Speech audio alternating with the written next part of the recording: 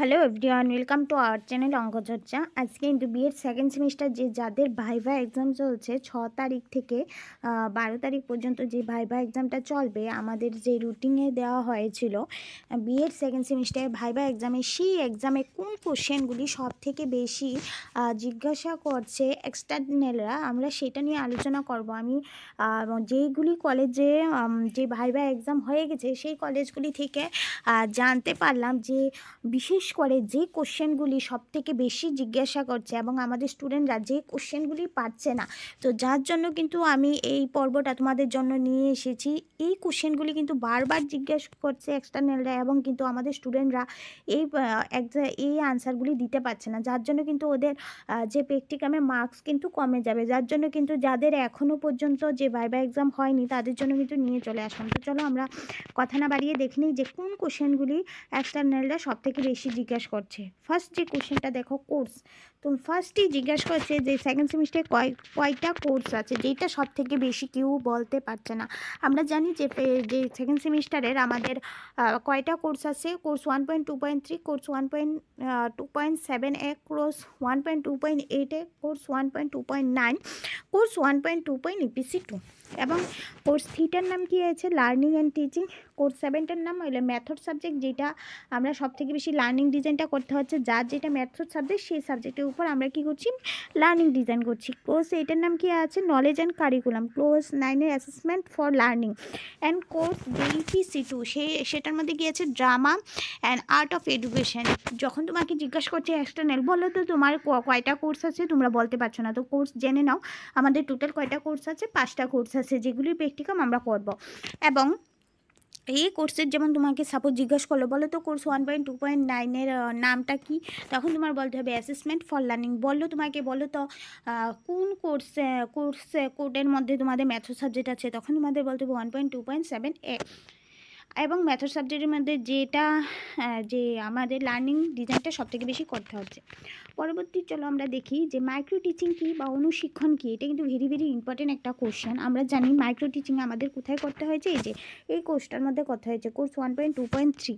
তাহলে তোমাকে বলবে যে বলো তো কোর্স 1.2.3 এ তোমরা মাইক্রো টিচিং করেছো, তো বলো তো যে মাইক্রো টিচিংটা কী আসলে। তখন তুমি এই এখানে আমি লিখে দিয়েছি আনসারটা, এই আনসারটা বলবে যে এটা হলো মাইক্রো টিচিং। তখন তোমাকে এটা বলতে হবে যে অনুশিক্ষণ হলো শিক্ষককে তার দক্ষতা তৈরি করার একটি উপায়, যা তাদের শিক্ষণ প্রক্রিয়ার সাহায্য করতে পারে। পরবর্তী দেখো 3 নাম্বার কোশ্চেন, যেটা ভেরি ভেরি ইম্পর্টেন্ট, যেটা কেউ পাচ্ছে না, এক্সটার্নাল বারবার জিজ্ঞেস করছে এবং যেটা কেউই পাচ্ছে না, সেটা হলো মাইক্রো টিচিংয়ে কয়টি দক্ষতা আছে। আমরা কি জানি যে আমরা মাইক্রো টিচিং করতে গিয়ে 5টা দক্ষতা পেয়েছি। তো 5টা কি, ফার্স্ট হলো পাঠ উপস্থাপনের দক্ষতা। পাঠ উপস্থাপনের দক্ষতার মধ্যে যে প্রথমটা আছে সেটা হলো মনোযোগ আকর্ষণ, 1 নাম্বার। 2 নাম্বার হলো পেশনা স্তর অনুধাবন। 3 নাম্বার হলো পূর্ব অভিজ্ঞতার সাথে সম্পর্ক স্থাপন। 4 নাম্বার হলো শিখনের জন্য বিষয়বস্তু নির্দিষ্টকরণ। তারপর যে লাস্ট হলো উপযুক্ত প্রদীপনের ব্যবহার। তারপর আমরা যে 2 নম্বর দক্ষতা দেখবো, এটার মধ্যে 5টা আছে কি, প্রশ্নকরণের দক্ষতা হলো ভাষার যথার্থ স্বচ্ছতা, শিখনের বিশেষ উদ্দেশ্যের সাথে সম্পর্ক স্থাপন, পুনরালোকপাত ও গুণনির্দেশ। তারপরটা হলো শিক্ষার্থীর উত্তরের ভিত্তিতে পরবর্তী প্রশ্ন। পরেরটা হলো উত্তরদানের সহায়ক তথ্য। তারপর যে 3 নাম্বারটা সেটা হলো শিখন সহায়ক উপকরণের ব্যবহারের দক্ষতা, যেটার মধ্যে হলো বিষয়ের সঙ্গে প্রাসঙ্গিকতা। তারপর হলো শিক্ষার্থীদের শিখন স্তর সঙ্গে সামঞ্জস্য বিধান। তারপরে হলো আগ্রহ চিন্তার সৃষ্টি। তারপরে হলো সঠিক প্রদর্শন। তারপর হলো যথাযথ ব্যবহার। তারপর যে 4 নাম্বার দক্ষতাটা সেটা হলো উৎসাহ দানের দক্ষতা। 1 নাম্বার হলো ইতিবাচক ও নেতিবাচক উৎসাহ দান। 2 নাম্বারটা হলো ভুল ধারণাকে ভাঙা। তারপরটা হলো পুনরায় তথ্যের যোগান। তারপরটা হলো ইতিবাচক অবাচনিক উৎসাহ। তারপরটা হলো শিক্ষার্থীদের প্রতিক্রিয়া ব্ল্যাকবোর্ডে লিপিবদ্ধ। 5 নাম্বার এবং লাস্ট যেটা সেটা হলো ব্যাখ্যা দৃষ্টান্ত দানের দক্ষতা, যেটা 1 নাম্বার হলো প্রাসঙ্গিক উদাহরণ। 2 নাম্বারটা হলো বিষয়বস্তুর শিখন। 3 নাম্বার হলো সহজ সরল উদাহরণ 2 নাম্বার হলো শিক্ষার্থীর মিথস্ক্রিয়া। অর্থাৎ আমাদের যখনই বলা হবে যে মাইক্রো টিচিংয়ে বলো তো কয়টা স্কিল আছে, আমরা বলবো যে 5টা স্কিল, এবং এই 5টার মধ্যে আবার প্রত্যেকটার মধ্যে 5টা করে স্কিল আছে। এগুলি কিন্তু তোমরা ভালো করে শিখে যাবে, এগুলি কিন্তু তোমরা মাইক্রো টিচিংয়ে করেছো, কিন্তু কি হয়েছে এক্সামে যখন জিজ্ঞাসা করছে এক্সটার্নালরা তখন তোমরা আনসার দিতে পারছো না, যার জন্য কিন্তু তোমাদের মার্কস অনেকটাই কমে যাবে। কারণ এটা কিন্তু তোমরা করেছো, এমন না যে তোমরা করোনি বা জানো না, অজানা কিছু জিজ্ঞাসা করছে। জানা জিনিস এবং করা জিনিস যখন জিজ্ঞাসা করে এক্সটার্নালরা এবং তোমরা আনসার দিতে পারো না, তখন কিন্তু তোমাদের নাম্বার একদমই কমে যায়। হ্যাঁ, তারপর দেখো শিখন নকশা বা লার্নিং ডিজাইন কী, এটা কিন্তু তোমরা করেছো লার্নিং ডিজাইন কোর্স 1.2.7-এ। এইটা কি বলতে পারছে না বলো তো? এই জিনিসটা যদি না জানে এক্সটার্নালরা কীভাবে তোমাদের নাম্বার দেবে? তাহলে এটা জেনে নাও, শিক্ষক শিখন প্রক্রিয়াকে স্বাভাবিকভাবে এগিয়ে নিয়ে যাওয়ার জন্য একটি বর্ণনীয় বিষয় বা প্রচেষ্টাকে শিখন নকশা বলে। অর্থাৎ তোমার পরীক্ষার মধ্যে কিন্তু শিখন নকশা কী সেটা কিন্তু এক্সটার্নাল জিজ্ঞেস করতে পারে, কারণ তোমরা এটা করেছো।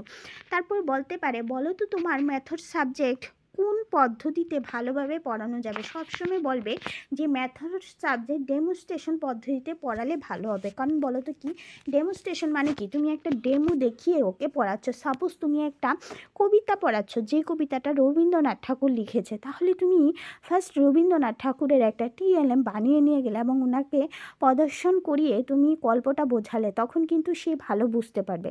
সাপোজ ভেবে নাও তুমি লাইসেন্সের কোনো একটা জিনিস বোঝাচ্ছ। সাপোজ তুমি লাইসেন্সের চলন বোঝাচ্ছ, ঠিক আছে? এবার চলনের ক্ষেত্রে গাছ কিভাবে চলছে বা কি হচ্ছে, কি আসু বিষয়, তুমি একটা সাপোজ একটা গাছের একটা ছবি এঁকে দিলে, সাপোজ একটা লজ্জাবতী গাছের ছবি এঁকে দিলে এবং লজ্জাবতী গাছকে স্পর্শ করলে কি হয় বুঝে যায়, সেই ব্যাপারটা তুমি তুলে দিলে ধরলে। অর্থাৎ যে কোনো মেথড সাবজেক্টেরই তুমি স্টুডেন্ট হও না কেন, সাপোজ তুমি ভাবো জিওগ্রাফি স্টুডেন্ট, এবার তুমি শিলা পড়াচ্ছ, তাহলে তুমি বিভিন্ন যে শিলা পাথরের যে ছবি সেটা এঁকে নিয়ে বা টিএলএম বানিয়ে বোর্ডে লাগিয়ে দিলে তখন কিন্তু বাচ্চারা বুঝতে খুব সুবিধা হবে। যার জন্য যখনই জিজ্ঞাসা করবে যে তোমার মেথড সাবজেক্টে বলো কোন পদ্ধতিতে পড়ালে তোমার ভালোভাবে স্টুডেন্টরা বুঝতে পারবে, তখন সবসময় ডেমনস্ট্রেশন পদ্ধতিই বলবে। কারণ এই পদ্ধতিতে তুমি একটা বাচ্চাকে দেখাচ্ছ প্লাস বোঝাচ্ছ, তখন কিন্তু সে ভালো বুঝতে পারবে। কারণ আমরা কি জানি, যতটা না আমরা শুনে মনে রাখতে পারি, আমরা কিন্তু চোখে দেখে এর থেকে বেশি মনে রাখতে পারি। যেমন টিভি সিনেমা, আমরা যখন সিনেমা দেখি কি হয়, আমাদের কিন্তু সব মনে থাকে, কেউ কিন্তু আমাদের বলে দিতে হয় না যে বলতো এখানে নায়ক কী করেছে, নায়িকা কী করেছে, এটা কিন্তু আমাদের কেউ বলে দিতে হয় না। তো আমরা যখন কোনো কিছু দেখে শিখি সেটা কিন্তু খুব তাড়াতাড়ি শিখতে পারি এবং কিন্তু মনে থাকে। যে এই প্রশ্নটাই ভেরি ভেরি ইম্পর্টেন্ট একটা প্রশ্ন, 5 নাম্বার, যেটা বেশিরভাগ এক্সটার্নালরা জিজ্ঞাসা করছে এবং এখানে ভুলভাল উত্তর দেওয়ার ফলে কিন্তু তোমাদের মার্কস কমে যাচ্ছে। এখন কিন্তু বিএডটা আগের মতো নেই যে হেলদুলভাবে কোনো মতে পরীক্ষা দিলেই হয়ে যাচ্ছে। এখন কিন্তু বিএড পরীক্ষাটা অনেক স্ট্রিক্টলি হয়ে গেছে এবং এখানে যদি তুমি ভালো প্রিপারেশন নিয়ে পরীক্ষা না দাও তাহলে কিন্তু তোমার একদমই পাস করার সম্ভাবনা থাকবে না এবং ব্যাক চলে আসবে। আর এইভাবে যদি 2টা যে ইয়ারের মধ্যে যদি 4টা সেমিস্টারেই তোমার ব্যাক চলে আসে, তাহলে কিন্তু তুমি আর বিএড পাস করে উঠতে পারবে না। তো যাই হোক, পরবর্তী প্রশ্ন চলো আমরা দেখি। তুমি যে প্র্যাকটিকামটা করছো সেই প্র্যাকটিকামটা তুমি কিভাবে করেছো? অবশ্যই আমরা কোনো প্র্যাকটিকাম করতে গেলে বিভিন্ন বই যাচাই করে করি বা কোনো ল্যাবরেটরি আমাদের কলেজে থাকলে ল্যাবরেটরি থেকে বা লাইব্রেরি থেকে আমরা বিভিন্ন বইপত্র আনি। তাছাড়া যে ইন্টারনেট আছে সব কিছুর হেল্প নিয়ে কিন্তু আমরা প্র্যাকটিক্যালটা করি। তাহলে এটা কিন্তু একদম ইজি অ্যান্সার। দেন পরবর্তী যে কোশ্চেনটা জিজ্ঞাসা করছে এক্সটার্নালরা, সেটা হলো টিএলএম কি বা ক্লাসরুমে এটা কোনো হবে কেন?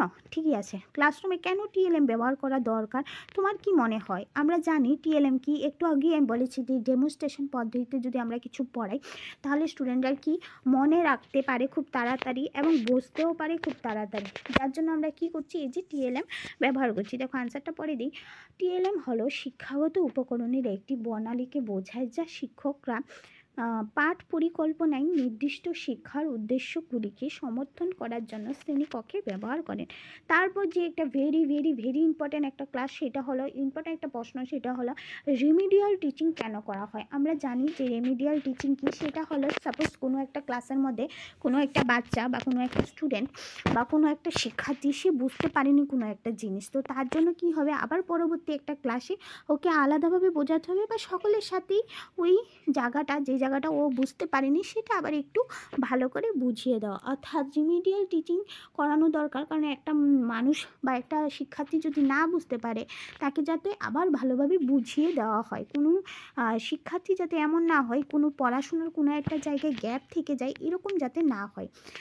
লাস্ট এবং শেষ কোশ্চেন যেটা আমাদের এক্সটার্নালরা জিজ্ঞাসা করছে সব থেকে বেশি, সেটা হলো ইপিসির ফুল ফর্ম কী। আমরা জানি যে ইপিসি 2 আমরা যেটা আমাদের কোর্সে আছে, সেই ইপিসির ফুল ফর্ম কিন্তু আমরা জানি না, যার জন্য কিন্তু অনেকেই পাচ্ছেন এক্সটার্নালের প্রশ্ন দিতে এবং এসে আমাদের বলছে যে ম্যাম ভাইবা এক্সামটাও ভালো হয়নি। তাহলে তোমরা এটা জেনে যাবে যে ইপিসির ফুল ফর্ম কী।